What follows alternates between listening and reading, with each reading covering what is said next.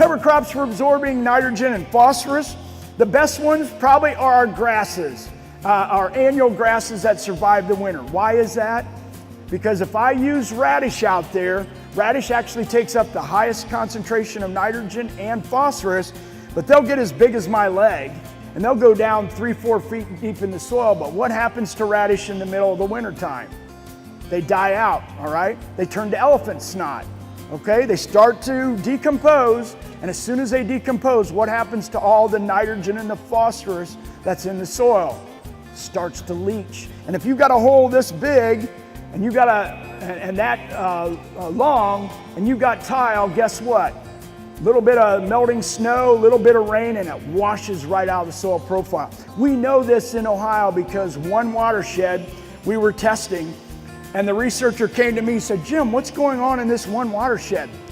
I just recorded the highest phosphorus level I've ever seen, soluble reactive phosphorus in this watershed. Went back, and it was all in cover crops. But it was in one cover crop, and that was radish. These guys were putting it on at 8 to 10 pounds per acre. And they call them, this was a variety called tillage radish, okay?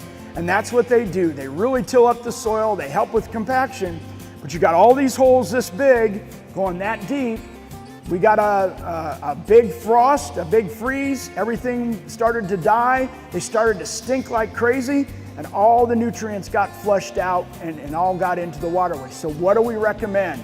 If you're gonna put radish in there, only put them in at 1 to 2 pounds and add some other cover crops. Get that diversity, put some grasses out there. The grasses have more fibrous root systems and they will keep that nitrogen and phosphorus recycling.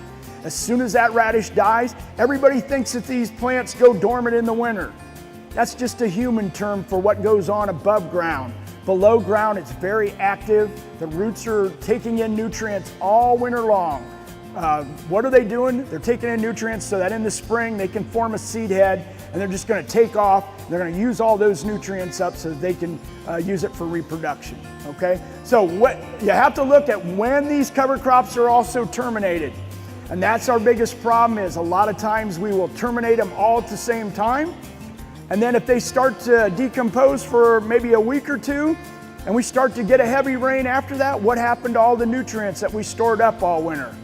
They're starting to decompose. They're gonna start releasing those nutrients back into the soil. So it's real important that we kind of understand these cycles to make it work.